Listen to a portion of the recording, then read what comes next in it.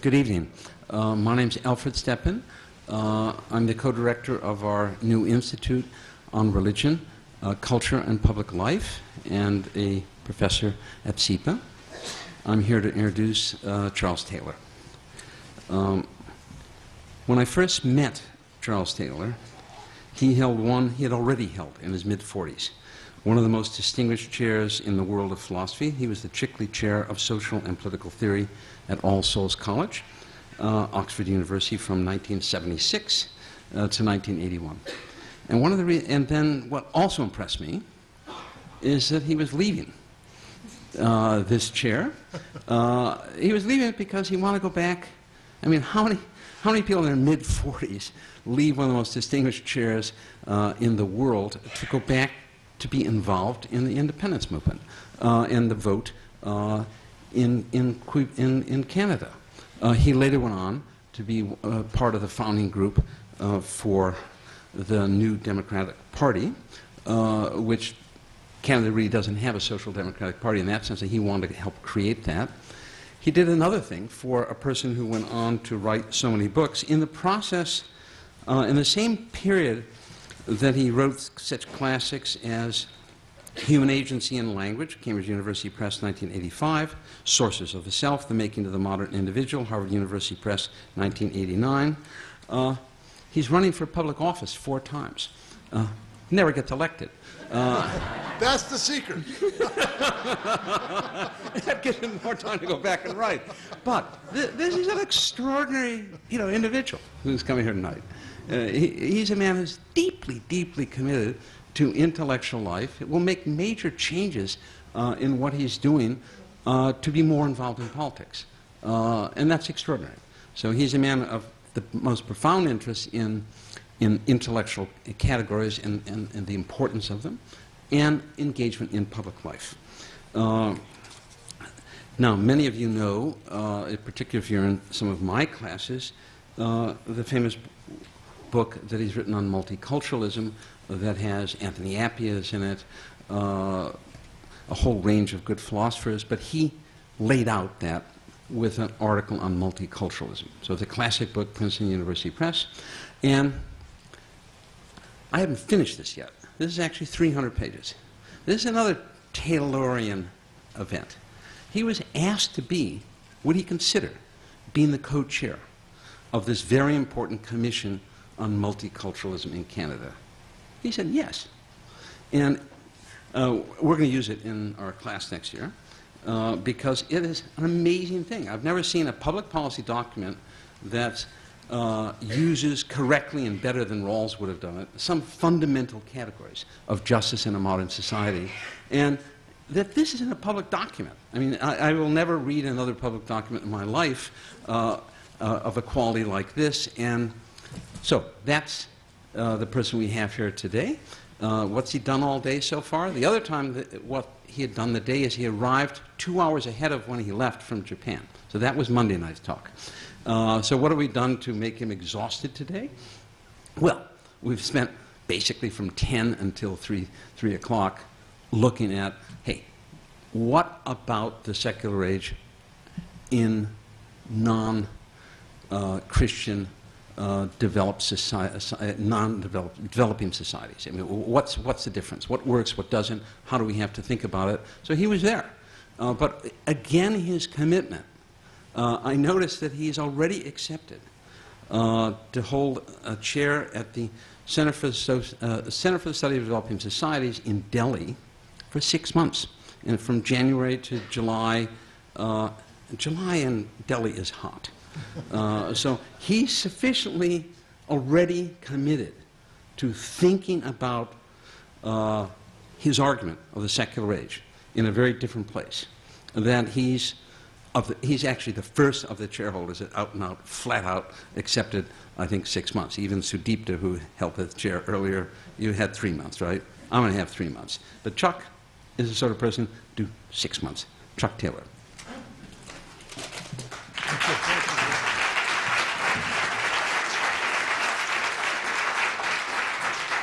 Yeah, thank you very, very much. And actually, the discussions we had this morning have been very helpful. I've totally changed my talk as a result of that, because we were really on that subject this morning. And let me try to say very quickly how this relates. Am I being heard through this microphone? Yeah.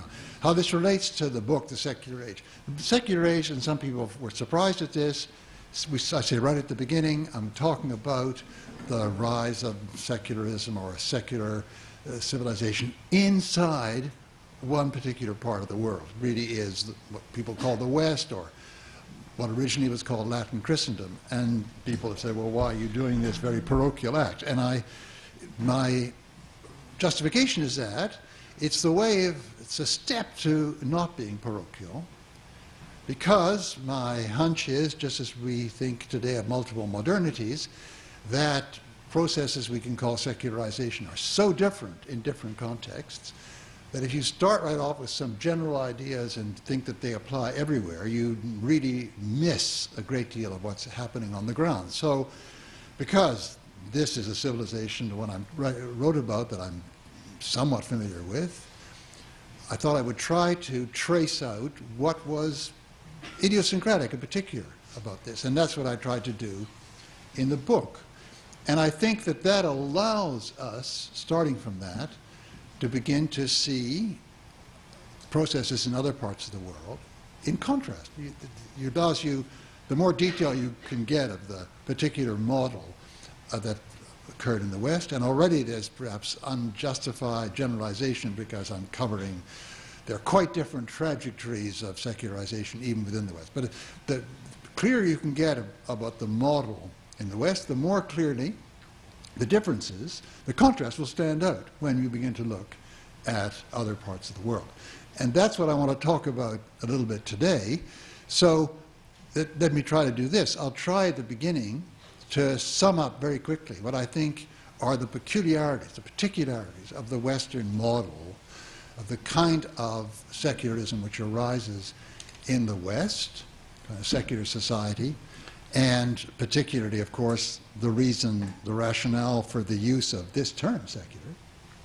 And then we can start asking questions about what of all this fits, what of all this doesn't in other parts of the world, taking into account one very important complication, that this Western model, if you like, has been thought of by Westerners as normative for everybody, and sometimes by people in other parts of the world, at certain moments, bits of it have been thought of as normative, and therefore attempts have been made to borrow or to react against. Taking all that into account, I think we can begin to get more clearly the contour of what is really, as I say, a little bit idiosyncratic, peculiar, eccentric about this particular civilization. Okay, so I'll try to lay it out in several points, but let's look at the word secular first.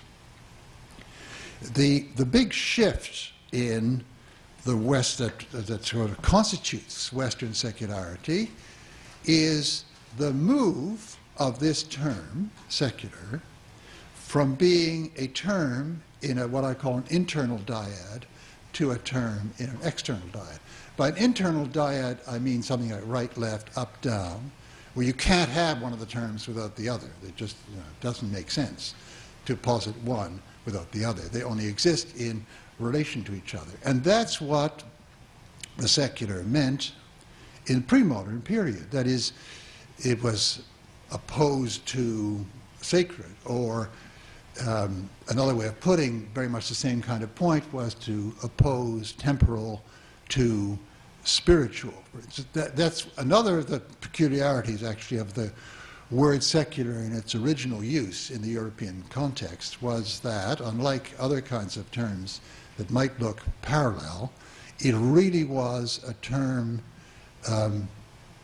characterizing these different aspects of the world, secular and sacred, temporal, spiritual, in terms of time, in terms of how we inhabit time. Secular time is a kind of time as against different higher times, and simply focusing on that was focusing on the secular. So you have uses of it like secular clergy as against regular clergy, that is the ordinary parish clergy who are, as it were, in the world, don a siècle, in the saeculum, with cure of souls for their parishioners, as against those who have stepped out of the world, who live by a rule in monasteries and are therefore regular. See, so you have, this term is always being used as a member of an internal dyad. It wouldn't make sense. It's one aspect as against another aspect of the society. It wouldn't make sense to think of a society that was totally secular. And if you wanted to use the original meaning, that would be a meaningless word, meaningless use of it, just like everything can't be up unless there's a down, everything can't be right unless there's a left, everything couldn't be secular unless there was also the non-secular. Now the big shift is when this becomes a term in an external dyad, that is, which I'm defining just by opposition to internal, where there are two things, where one can exist and the other not, perfectly well. I mean, there's the left bank of the river and the right bank of the river as bits of geography. Well, all the land on the one bank could sink into the ocean and only the other bank would be there. We wouldn't no longer speak of them as left and right, but the actual entities we characterize by that, one of them could exist and the other could disappear. Now, the big move that made this possible, the move to the external dyad possible, and I think this is one of the most important features of the self-understanding of the modern West, was the development of what I want to call the immanent frame. That is, a conception of the world as immanent in a way which would allow for there being no transcendent. In other words, where immanent transcendent could become an external dyad, and this passes through, this is realized or brought about by conception of order in the immanent, which conceptions of order which are self-explanatory. That is, you don't need concepts from outside the immanent in order to characterize what belongs in the immanent. Of course, one of the really clear examples of this, and one of the constituent elements of this notion of immanence, is the modern, post-Galilean natural science, the conception of the universe, if you like, as a universe as against the earlier one as a cosmos. And in this case, you can see very clearly that here we have an account of the natural world around us, which can be understood in the terms which are the key terms, key explanatory terms. These key explanatory terms are all part of that, or designate elements of that order itself. Contrast that with, to give a very clear example of a contrast, the conception underlying Platonic science. There you see a notion of how we could explain the behavior of things around us in the world as belonging to various kinds of being, and their development and so on is understood as their participating in a timeless model, timeless archetype, timeless idea, which is precisely beyond what Plato sees as the immanent order. Because for Plato, in Plato's case, the difference, where I'm using this word immanent transcendent, it really comes close to lining up with Plato's distinction between what is in the flux of time and what is beyond, outside the flux of time. What is always ever the same. Plato has these tremendously redundant expressions, that to characterize the realm in which the ideas are. So here you get a very clear example of a conception of the world that surrounds us, if you like, the immanent world, the world in the flux, which is not an immanent frame in my sense, because you can't understand what's going on in this world of flux around you without reference to something that transcends it, that is beyond it. And I would like to argue that in most civilizations, at most times, there's been this interference of the higher and the lower, so that you can't make a neat cut between them. this making of a neat cut between them is something which arises in Latin Christendom, partly driven by theological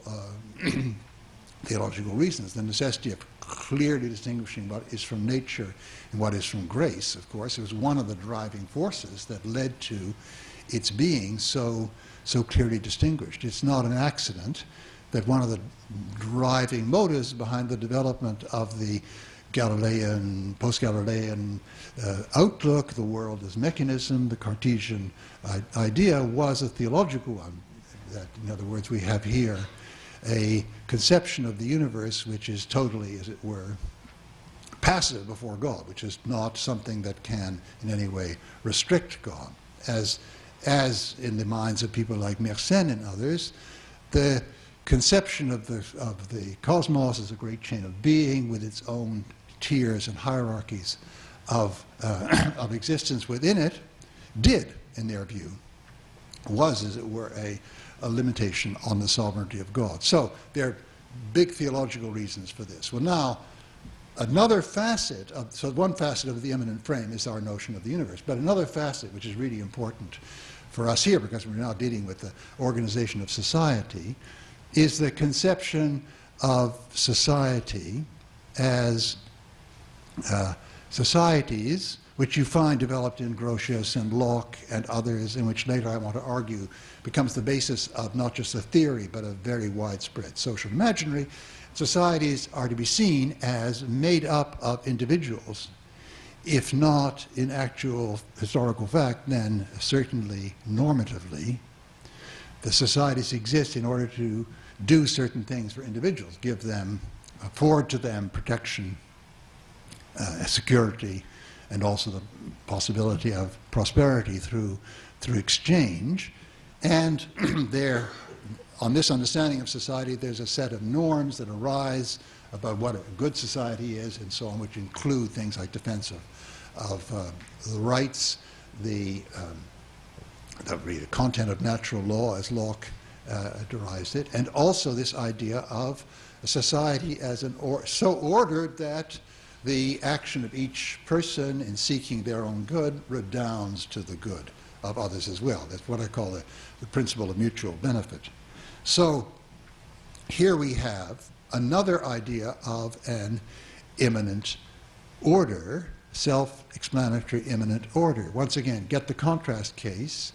The contrast case would be something like the underlying understanding, ideology, whatever you want to call it, of medieval monarchy. I'm thinking of the French monarchy, where here, not only the French monarchy, the notion is that the actual order, social order, is understandable only because it is deeply embedded in a cosmic order which itself is defined in terms of the levels of being, higher and lower.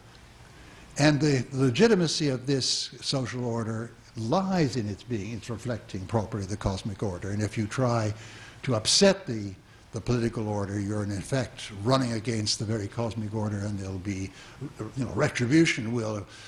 It's like any kind of. We still have this kind of idea in our ecological sense, right? If we push against the limits of the order, it's going to lash back at us, and rightly so. But this is part of the understanding of order, which preceded the one that I'm describing. And there again, see, there is no such thing as a self-contained immanent order, because you can only understand the actual social order that we're operating in and how it operates by reference to the cosmic order, which is higher. And these are two examples, but they're not just examples. They are two very powerful constituents of this conception of immanent order. And the word secular carries over in this big shift from, as it were, connected immanence, transcendence, to disconnected immanence from transcendence. And in the process, the word secular shifts its meaning and becomes part of an external dyad as against being in an internal dyad. Right? So that is extremely important part of the process that I would like to argue underlies modern Western secularism. And in a certain sense, the word we use today in the West, it trails these two levels of meaning. Some kind of historic memory of the earlier one is still there, which is, I mean, object of a great deal of Western chauvinism about how only we have had this church-state or secular sacred distinction, and therefore only we can develop this kind of modern liberalism and not Islam and so on. That kind of stuff, very ignorant stuff, which pours out from sometimes surprisingly educated people. I mean, who look educated, and they're professors and so on. Professors at Harvard and other places. But that is a reflection of this deep memory, but all in a very confused way. So the second feature I want to quickly put in here is that this whole development towards the immanentization went along with this great process of disenchantment. I talked about that on Monday, if people were here. I mean, where the evacuation of magic in the world. And this was something that made sense because this process of immanentization was carried on at the beginning largely in religious terms, theological terms. The theology here concerned, in this case, Christianity, one of the religions of Abraham, and in all these cases, you have this great unease or uncertainty within these religions with the elements that we call magic or enchantment. So the second feature is that this immanentization is carried on in a context of widespread disenchantment. The third feature I want to point out, and I didn't really talk about this in the book because it takes us beyond it in a sense, is a certain conception of the rational which dovetails with this change. I mean, a way of reading, rationality, which makes this change towards immanentization and disenchantment eminently rational. Indeed, nothing else is rational. Now, we can see this very clearly and indeed, in some ways, undeniably justifiable if we look at the development of post-Galilean natural science, because here you get a mode of doing science which allows, for the first time, there to be relatively firmly arrived at conclusions, indeed conclusions which advance further and further in research into the world where there is very widespread agreement. Of course, then there's further disagreement as paradigms are challenged, but in the course of this progress, you actually get paradigm challenges being ultimately decided to everyone's satisfaction and people moving on to other issues of paradigm. So you could say there's something, in one sense, eminently rational about this procedure of natural science. This sense of the rationality of the immanentization, however, carries over into the other change that I'm talking about, the change which involves seeing society as a coming together of individuals in constructed orders constructed by them in order to achieve certain goals, the goals that I mentioned earlier, as against seeing these orders as in some sense part of the cosmic order itself. This is not so obviously rational, a move towards greater rationality, not necessarily because, I mean, even if you think that the whole idea of it being embedded in a cosmic order is totally without foundation, okay, even if you think that, and I'm not sure that's so clearly right, the fact that you select this conception of imminent order, the one around individuals coming together and so on, is highly controversial. I mean, we've never ceased since then in various social theories to run controversies about that. Can you read the kind of individualism it implies as deep problems, etc., right? So there is a certain element of ideology here, in seeing that move as another kind of move like the move from let's say, Aristotelian mechanics to Newtonian mechanics. That is a move from one paradigm to another where as it were, the resolution of anomalies in the earlier paradigm is so clear in the later paradigm that there's no reason to doubt this paradigm. There is some element of the Enlightenment story in the West which bestows on the move to the modern understanding of society the same kind of epistemological legitimacy and certainty as the move from Aristotelian mechanics to Newtonian mechanics. But that's the third important thing, the idea that this is a product of, as it were, reason alone as against importation of myth or religious dogma. Now, the fourth thing about this structure, before I now leap out and ask questions about how it applies elsewhere, the fourth thing is that it's capable of being inframed in somewhat different ways, or as it were, cast in somewhat different ways. One of the earlier modes of this conception of immanent order, you see in Locke, very clearly expressed in Locke, for instance, is one that still leaves an important room for God, for theism, because central to Locke's argument in the beginning of the second treatise is a theistic thesis that God made man, and having made man, the idea here is that the maker has a kind of normative sovereignty over the made object. What the maker intended in making the object is normative for that object. And here, it's obvious that God made us, etc., in order that we preserve ourselves, and therefore, Locke argues, taking our own lives, or even, he wants to argue later, putting our lives in gratuitous danger goes against God's demands. So it's very much a theistic picture still, but it's a theistic picture which retains that self-contained, self-explanatory element, only you're putting it in a bigger story. God made us, and he made us in such a way that certain laws are normative for us, and these laws are for our good. And you can add, as Locke does, that God not only made us, but he adds rewards and punishment to sort of give us extra motivation to obey these laws, but they're basically for our good.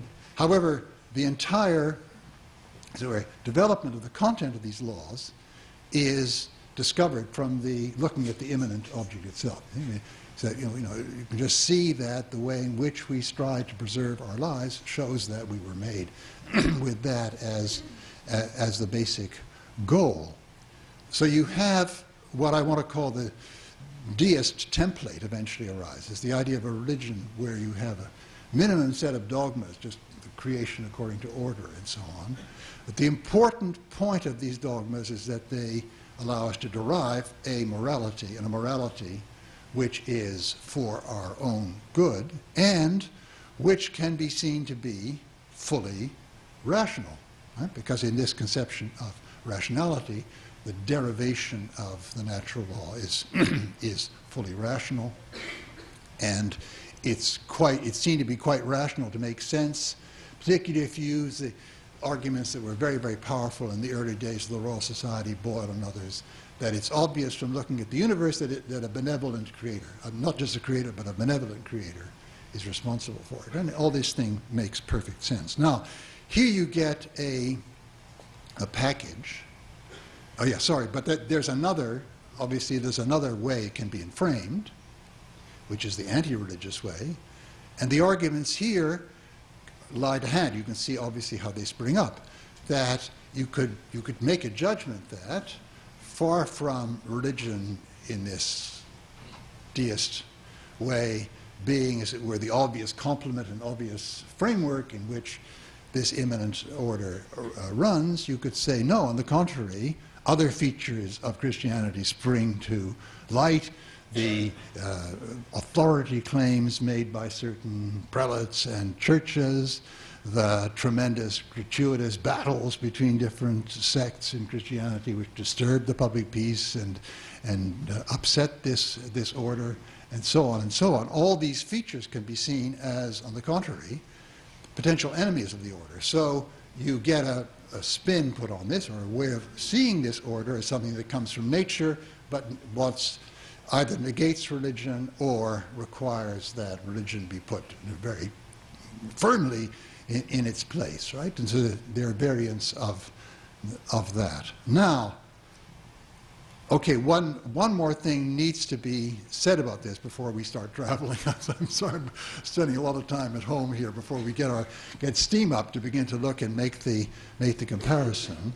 That if you look at, and I went into this quite a bit in the book, but I'll just try to gesture towards it. If you see the developments that brought it about, that this theory of society, the Locke-Grotian theory of society, ends up being embedded as a kind of unreflecting social imaginary, it's clear that there are a number of changes in our practices, our economic practices, our disciplinary practices, our political practices, which ended up making this seem very obvious to us.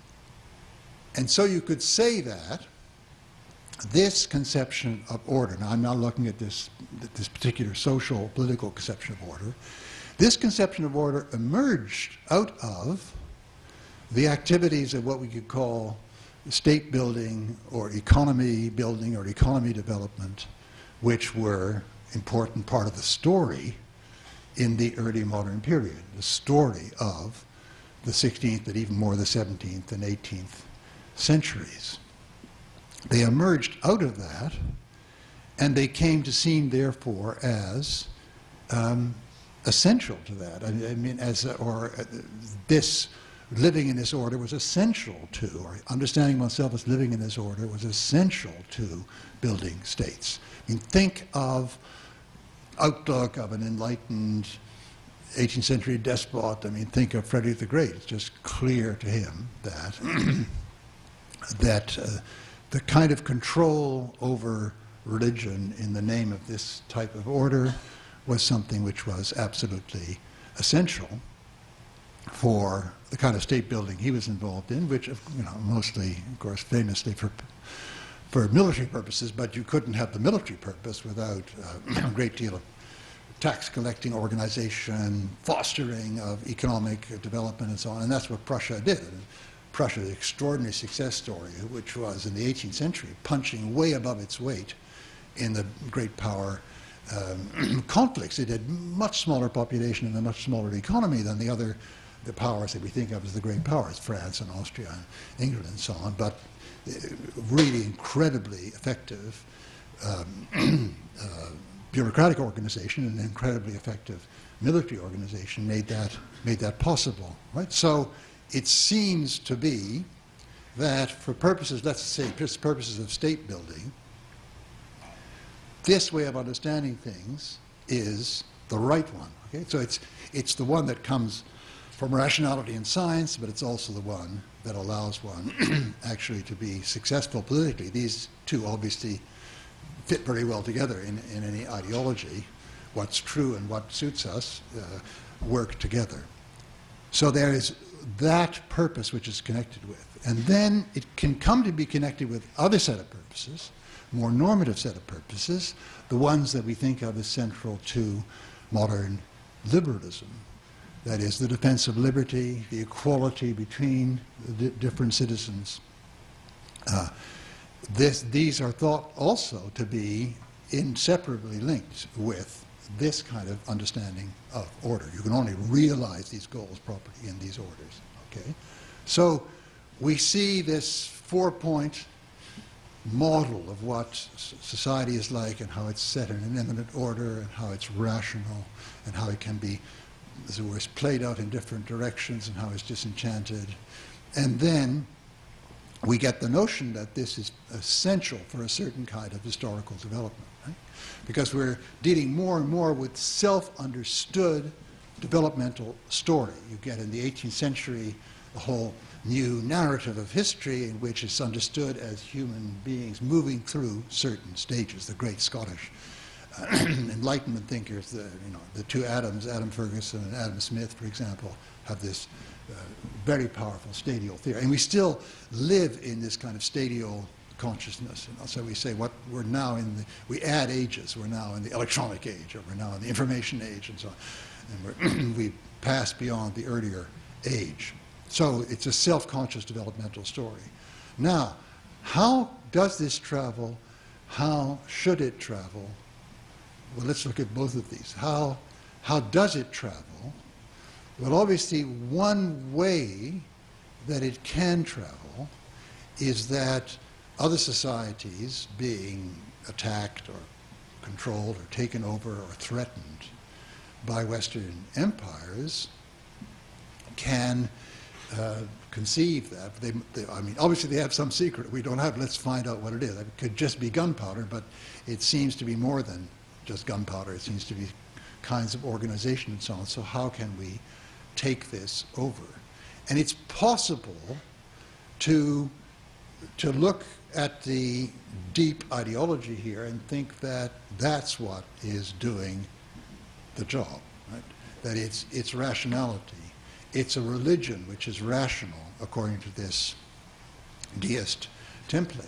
Or, more radically, it's rational and therefore it's no religion, or it's anti-religion, which is what we have to take over. So we were talking about this morning with Sudipto about Rammohan Roy in Bengal in the early 19th century, who proposed a kind of reinterpretation, of sort of reconceptualization of what anachronistically we can call Hinduism, but on the model of this, something like this deist template. It'd be a rational religion, and it would have nothing but minimalist rational dogmas, but most important of all, these would yield as their fruit rational morality. I mean, obviously very strong moral position, right? So you can have an attempt to make over one's own tradition to meet that, this model, or you can take the other way of spinning it, the other way of framing it, like Ataturk did. See, that you have, Ataturk wanted to build a state, wanted to build a state in a condition of incredible, if you like, identity, uncertainty and chaos, because the previous political identity of this entity had been as Ottoman, and therefore something that wasn't national in a sense, in our ordinary sense, based on a language and a nation. And then it was necessary, as he saw it in the collapse of the empire, it was necessary to rebuild this on a national basis. And there are, of course, incredible complexities and ambiguities in the whole Turkish secular enterprise. I mean, it's supposed to be Turkish and not religious, but in actual fact, there was a lot of overlap between the Turkish and the Sunni Muslim identity, and there still is. I mean, the society is run with total control of religion, but the only religion worth controlling is Sunni Islam, and the other minorities shouldn't exist and aren't really allowed fully to be in public. And then when the other people call themselves Kurds, they weren't allowed for a long time to call themselves Kurds, because the theory is this is a Turkish state, so you've got to be Turkish state. But the real reason why they're automatically included is that it's on. So you get a lot of confusions, but you can see there's this other kind of approach, not exactly wipe out religion, but totally control it, marginalize it in all its forms. That would allow us to be rational, to build a national state, really build a state. And so you can see how there's one set of responses which involves trying to take over the secret, as it were. A third example is the May 4th movement in China, which is very interesting because it's another kind of example where it's the science, stupid. I mean, that's what they were saying as it were at the time. It's the scientific rational nature of the West which is the secret of its success, and it's that we have to emulate. And so that had led to certain moves which, for instance, coming down very hard on the whole stratum, the whole, if you like, pre-axial stratum of popular spirituality and so on, which existed in that society, which hadn't been targeted like that before, because the post-axial traditions of China, Buddhism and Confucianism and Taoism, didn't have that kind of implicit tendency to target and control and the elements of magic. But these return now under the guise of the, as it were, successor ideology to Christianity in the West, namely this belief in building around science. And this already led to a certain amount of smashing of temples and so on, but under the Kuomintang, but then this was stepped up, of course, under the communists, which had this attitude in spades. Right? From another point of view, however, if you stand back from all this and ask yourself, granted a certain set of goals, let's talk about three, but really they fit into two categories: nation building or state building.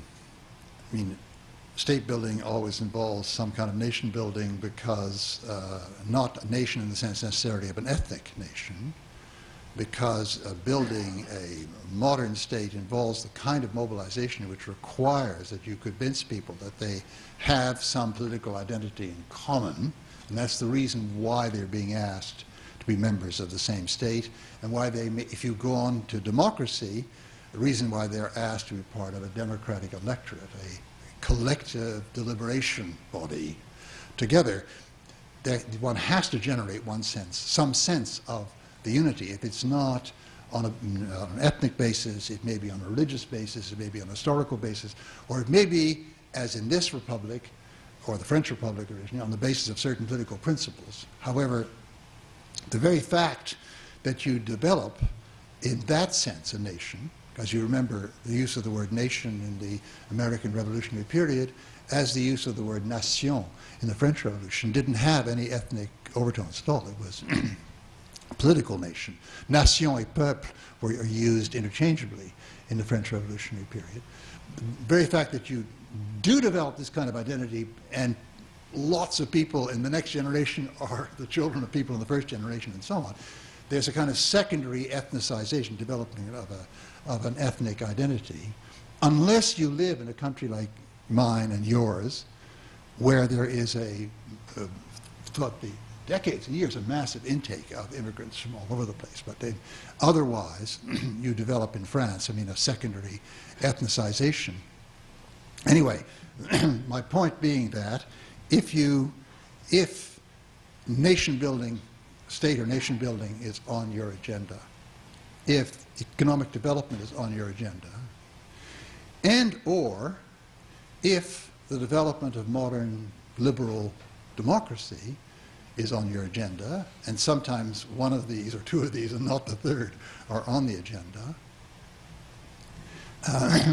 it's in these circumstances that having these goals or feeding these goals are absolutely inescapable for you, otherwise you'll be walked all over by these imperial powers. If these are the goals, this is the situation in which the temptation to imitate the most successful enterprise thus far arises.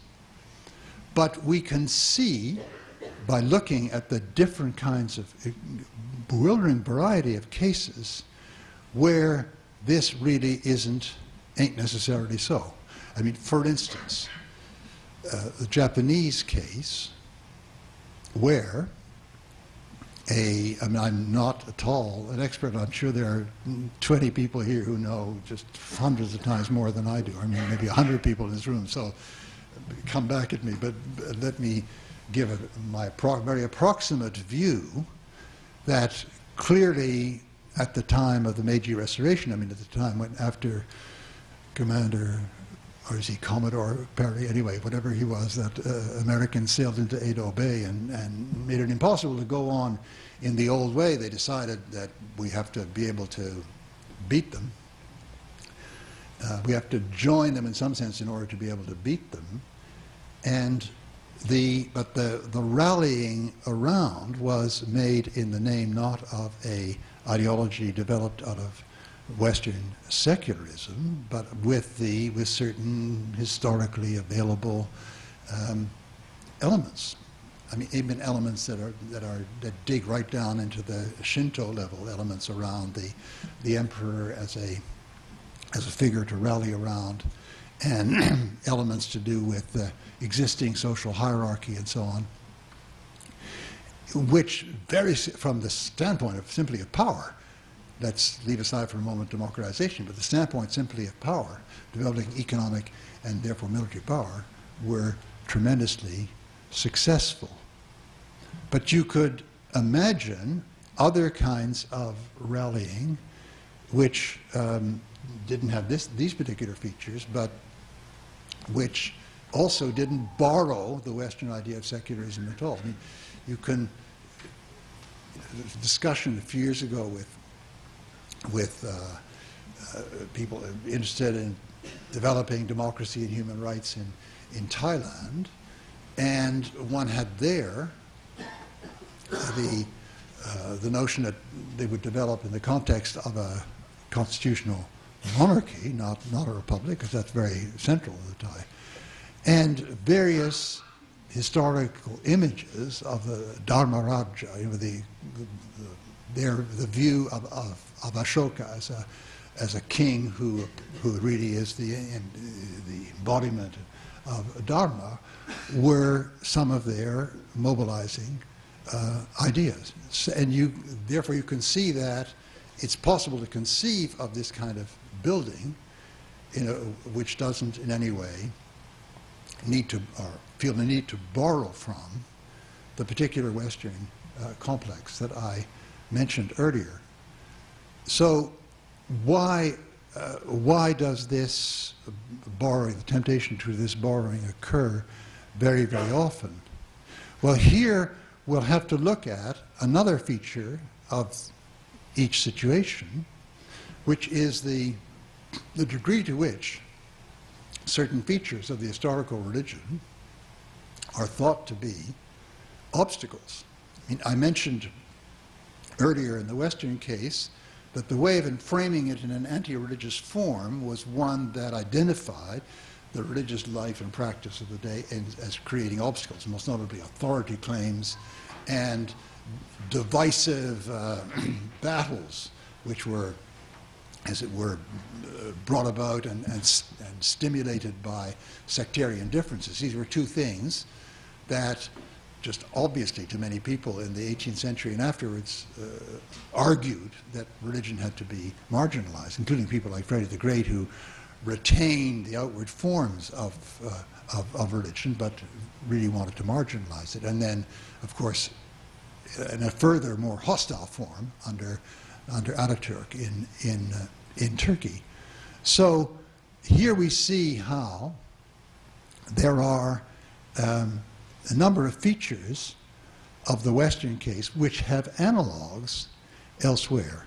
I mean, features like, on one hand, authority claims of the religious community or its leaders, which can run athwart the claims of nation builders, as certainly can happen with Islam, for instance, particularly in relation to a purely national nation building. I mean, in other words, the Islamism in the Arab world runs athwart ideologically the earlier form of mobilization in the post-Second World War period, namely around the ideas of Arab nationalism, socialism in the case of Nasser, or Arab nationalism in the case of the Ba'ath Party. Here you have an obvious lack of sync here, and therefore the Muslim brothers were hostile to Nasser, for instance, and vice versa. I mean, you know, Sayyid Qutb ended his life on the gallows under under Nasser. So that's one kind of way in which, here, very analogous to the Christendom case earlier, one kind of way in which religion was seen as an obstacle to not only the ethos of the modern moral order, but to the very goals that one was trying to achieve out of this ethos, namely the building of nations. Or else, there can also be certain religious codes that are seen as obstacles because they run athwart the kind of rules and laws and regulations you want to set as a nation builder, right? And there again we see a case, obviously in Christendom, and we see a case, obviously in some contemporary Islam. And there are, at the same time, let me just, I've lost my way in my notes. There are authority claims and codes, and also the obstacle can come out in another way. There also is, yes, this case of enchantment. Some elements of the religious life of the society may be very deeply in the age of enchantment, and it can be strongly believed, particularly if science is your main axis of your mobilization, that these have to be wiped out. And so we get struggles of a kind which are very familiar to the Westerners and to the Western case, struggles of the kind that arose in the anti-religious framing of the secular in the West, but which are, as they're worked out, can be very, very different from the Western case. And actually the Western case is no guide to them, because the way in which these obstacles are faced and fought, obstacles of religious authority or of codes or of enchantment, can have nothing whatever to do with the Western concept of the imminent order. Right? It doesn't need to be. It can be if this whole concept is borrowed, particularly in its scientific form, but we can also find lots of cases in which these obstacles can be set aside without necessarily referring to that. I mean, you can have cases in which, therefore, as examples, the religion can be reformed in order to overcome these obstacles, but this is not done from a concept or out of an ideology of there being this normative order, not cosmically linked, itself totally independent from religion. I'm thinking, for instance, of, in a certain sense, one of the most important first acts of Indian secularism, which was the Indian Republic under its constitution, which was the reform of the Hindu family code and of other rules of temple entry and so on relating to Dalits. Here you have clear cases where the development of both a unified nation and a unified nation, if you want to think of it in terms of democracy and equality, was running totally athwart the certain important features of the majority religion as it was being lived in the society at that time. And this is a very interesting case because a lot of people, including some Indian intellectuals and elites, thought of Indian secularism as carrying out this task as part of an enterprise of really building a secular order in the sense of an order of society completely understood in imminent terms, and they were disappointed that the movement didn't go farther and so on. This is particularly the case of the Indian left. But in fact, it was carried out under the aegis of if you like, Gandhi-Nehru notion of secularism, where in spite of maybe Nehru's perhaps deep ideological preferences, which I think did tend more in this direction, prudence and the alliance with Gandhi meant that the operation was carried out in a quite different way. In other words, this particular battle between the exigencies of building a state, modern state order, in particular a modern state democratic order, on one hand, and certain very powerful codes that belong to the majority religion on the other hand, this battle was fought out with, I would argue, without reference to the Western notion of secularity. The oddity is, this is a strange thing to say because the oddity is that the word secularism comes to be applied in India. And I think there's a tremendous amount of confusion, including perhaps in the mind of many Indians, a tremendous amount of confusion surrounding that because in this case the word has traveled.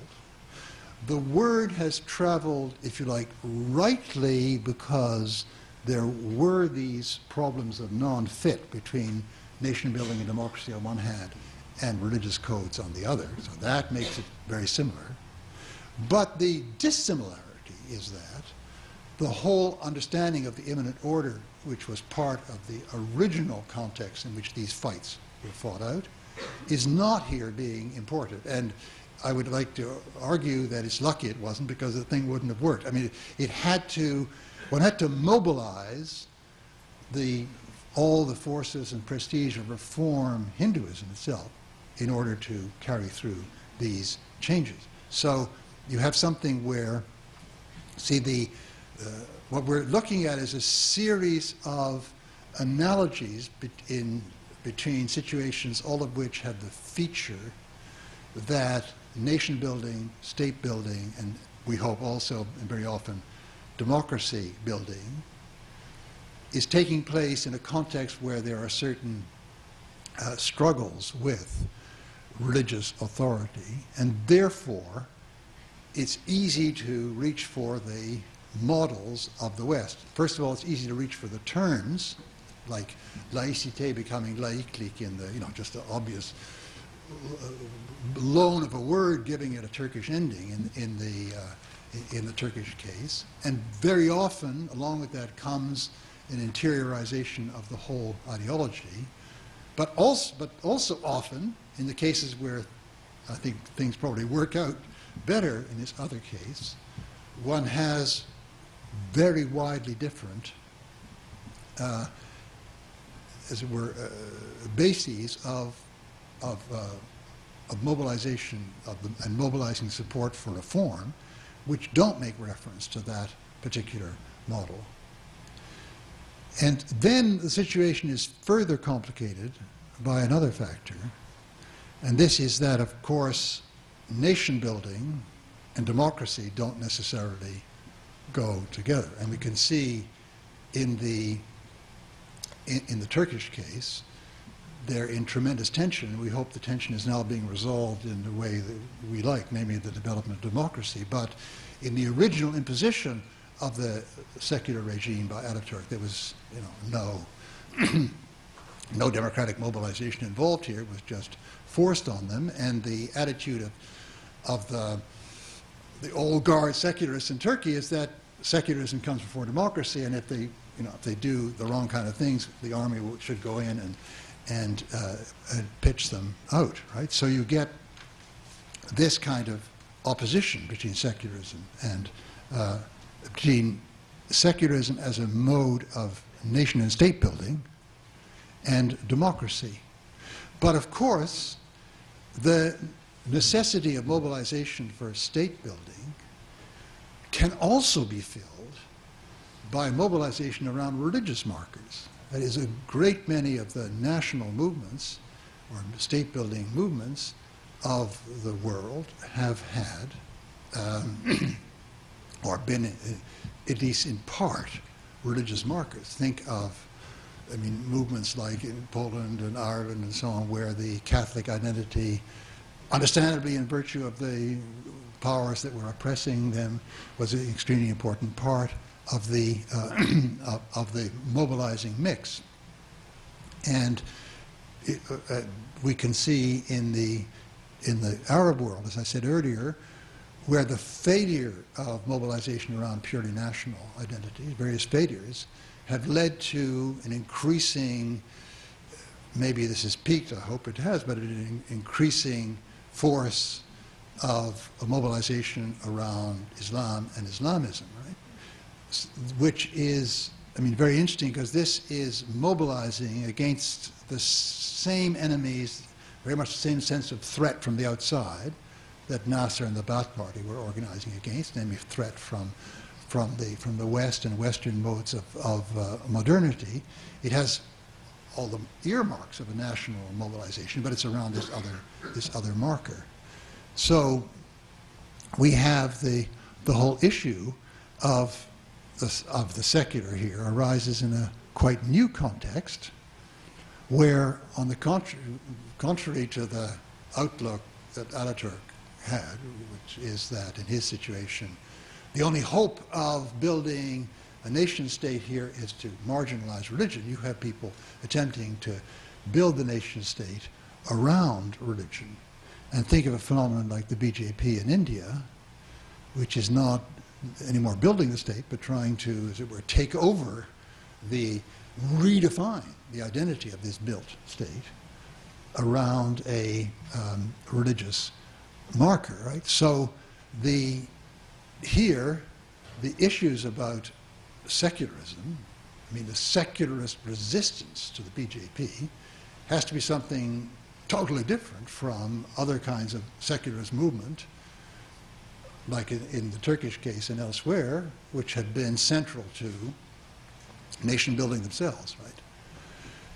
I just want to finish, therefore, with I mean, I'm probably getting more and more incoherent. Before I totally dissolve into incoherence, I'd like to try to draw some quick lessons from this, which are that if we focus on the third goal I was talking about, the issue of the goal of building an equal democracy with respect for everyone, then we have to make a clear break. We have to be clear about the very different sources of secularism in our history, and not our Western history to start with, but I mean the world history as well, and be clear that those secularist movements that have been mainly concerned with state building may be very bad counselors to us if we're concerned with a secular, laïc regime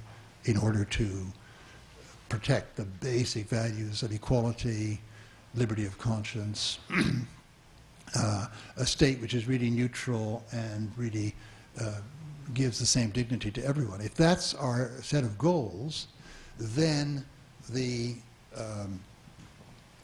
taking as our model secularist movements with that other goal can be an extremely dangerous thing. It is, to me, absolutely astonishing and horrifying how in some Western countries, particularly maybe in France, people, I mean, it's obvious great ignorance, but look on the struggles in Turkey between the AKP and the various people who are demonstrating against them as another example of secularism. And people who believe in the secularism that they believe in, mainly, professedly, mainly because they see it as the basis for a free and equal society between people of different faiths, right? Somehow can't see that there's an utterly different kind of secularism going on in these other circumstances, which has a quite different teleology, quite different finality, quite different goal, right? And I think that a lot of our thinking, maybe I'm speaking out of here I'm reflecting the work on the Commission, which is in another French-speaking society, and therefore maybe you Americans are much more enlightened, but the confusion of these is really very, very, in the end, very, very damaging. I would say the following thing as a paradoxical, but I think true statement, which I will defend if people challenge me on it, that secularism, in the sense in which it's part of a goal to ensure equal respect for all and liberty of conscience has nothing particular, especially, to do with religion. I mean, it would be just as unacceptable from the point of view of this secularist to have a Marxist-Leninist regime disallowing all other outlooks as it would be to have a Catholic regime or a Islamist regime and so on. This kind of secularism with this kind of finality is concerned with really building neutral state and other similar institutions in which everybody can have a place while ensuring the freedom of everyone to practice their religion, non-religion, anti-religion, whatever. And this whole attempt can be really badly driven adrift and sidelined by the continued sense that the threat to secularism comes from religion. Maybe it does in some cases, but maybe it doesn't. And the institutions needed to entrench this kind of neutrality are not inherently based on a rejection of or a fear for religion. I mean, it's just as much a danger for this to have some very powerful lay ideology and philosophy take over the state as it is to have some kind of religious view take over the state. And so I think we can understand this confusion if we understand, we go back to the original Western model and the complex set of goals that it was meant to help, as it were, realize, and then see how this is played out in various parts of the world where sometimes one, sometimes another of these goals is paramount, but where, because of some notion that there is a right solution to all this in terms of a model of society, people can't as easily see that there is a great multiplicity within these secular movements in terms of their goals and their means and the situation in which they're operating. And it needs to be, what a really good secular regime is, has to be thought out again in each new situation.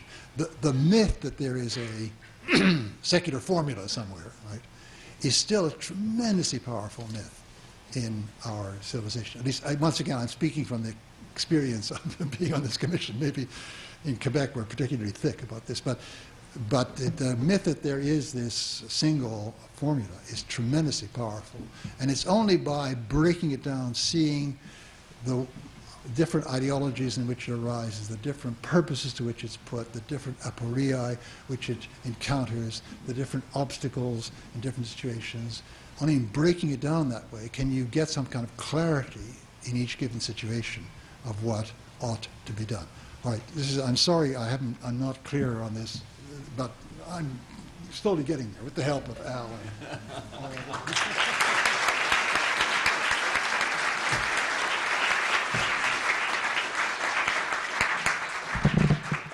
Chuck will now take questions, and the only way we can really handle it is if people will step up to one of these two microphones in this line. And it'd be nice if you could give us your name and if you have and state something about your intellectual interest in a sentence. All right?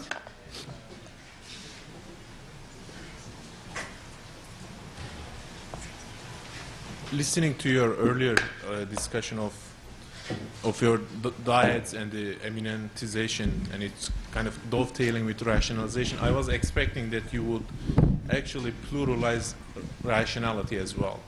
The way you talk about multiple modernities, that not only we should detach secularism from rationalization or a certain form, that we should actually see rationality as a historical, local product, that there might be multiple rationalities on the basis of different ontological assumptions, for example. Yeah, I'm not happy with that exactly because I think that, although clearly the arguments in one society going to differ from those in another society, and partly in terms of taking certain things on board here and challenging them there.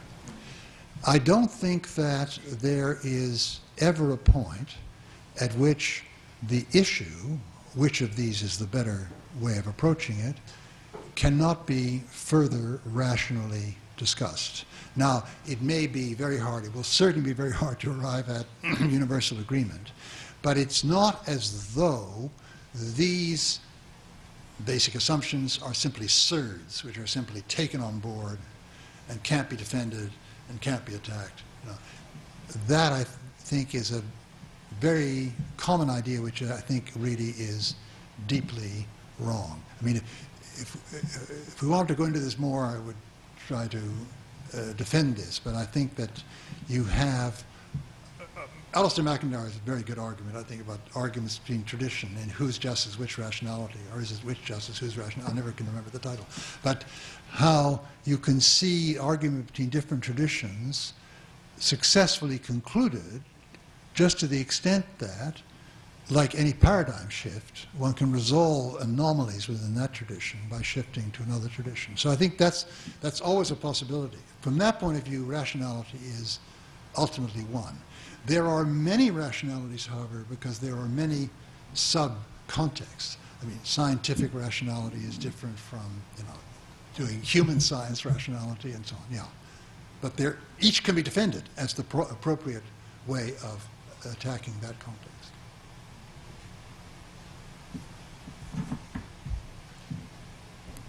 My name is Mark Taylor. I'm in the Department of Religion.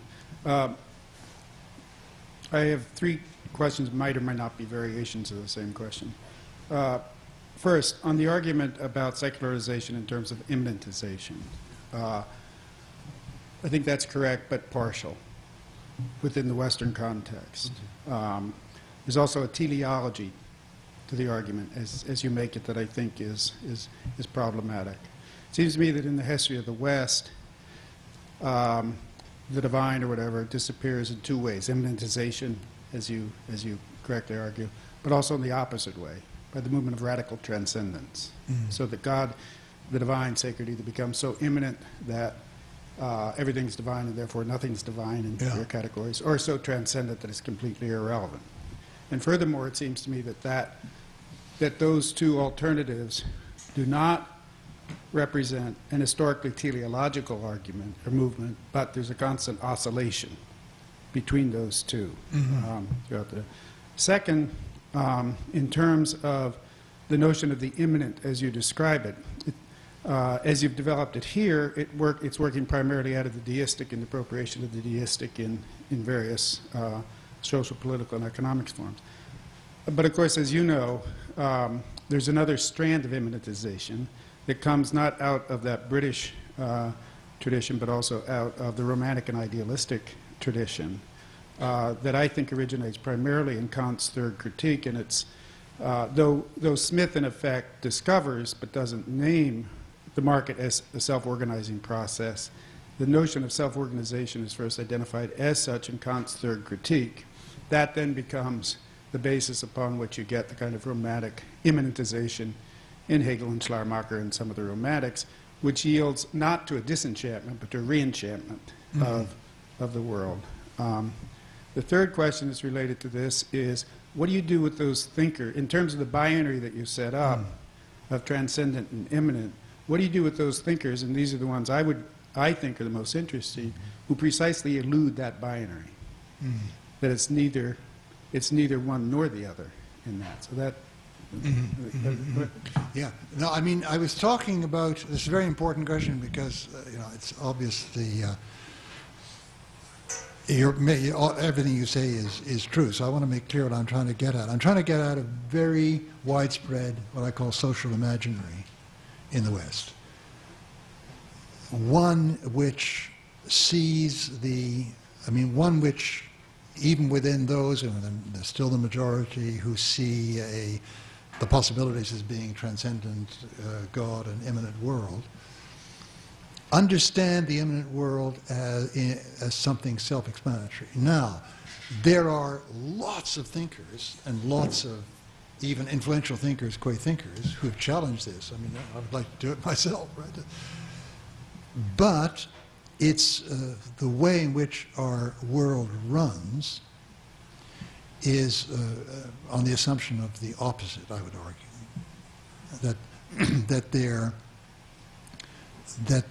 is a self-explanatory imminent order. So you may, in the case of natural science, you're going to get Schelling's philosophy of nature and Hegel's philosophy of nature, and is influenced by the Romantics, and you can get something similar coming out in Rilke, and you can name a whole row of examples. But the way in which science figures in the cosmic imaginary of the civilization as a whole, natural science, is very much as an order which can be explained in its own terms. And I would argue the same is true of our understanding of the polity. So what you have here is a social imaginary which is the interiorization of a theory which is far from being self-evident, and which is far from being agreed by all reflective people. But nevertheless, it has a dominance in our in our world. That's why I was saying that there's a heavily ideological component to the notion that understanding societies in terms of individuals collaborating to these goals is a rational, its final rational discovery of what society is really like, is a very, very, very ideological view in the pejorative sense of ideology. Ahmet Kuru, Columbia University. I would like to ask about the difference between religion and ideology with regard to their relationship to rationality or transcendental or immanent frame, especially with regard to the Turkish case you touch upon rightly. What we see is that secularism becomes a comprehensive doctrinal roles or an ideology, and in many sense, for example, the secularists in Turkey, they have their own saints, they have their own rituals, they have their own dogmas, and many people in Turkey, for example, try to get something from Atatürk, although he died. Yeah. They have certain transcendental beliefs towards him. So in this regard, so what is the difference between religion and ideology if we put the issue of God set aside? Yeah. Well, I mean, putting the issue of God aside is just the move. I mean, ideology has two meanings, of course. We can mean by it a set of ideas which help to guide you, help to guide action. And I'm not like the original idéologue, right, Institut de Tracy, or you can use it in a sense which, among others, Marx used it in.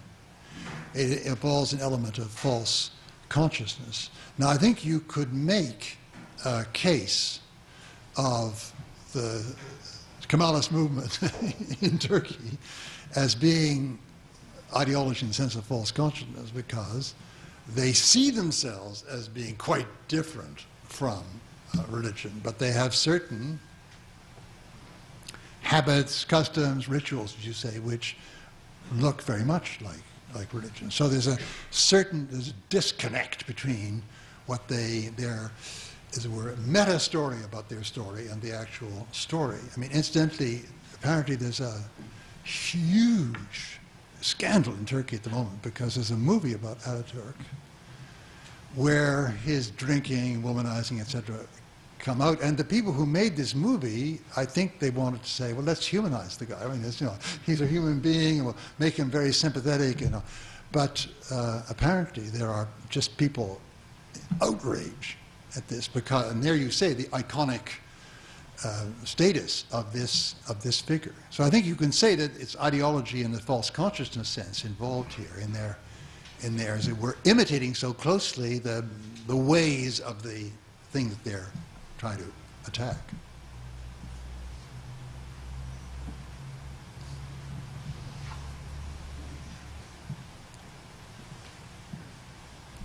Well, we all want to thank you, Charles, so much for coming here. This has been marvelous.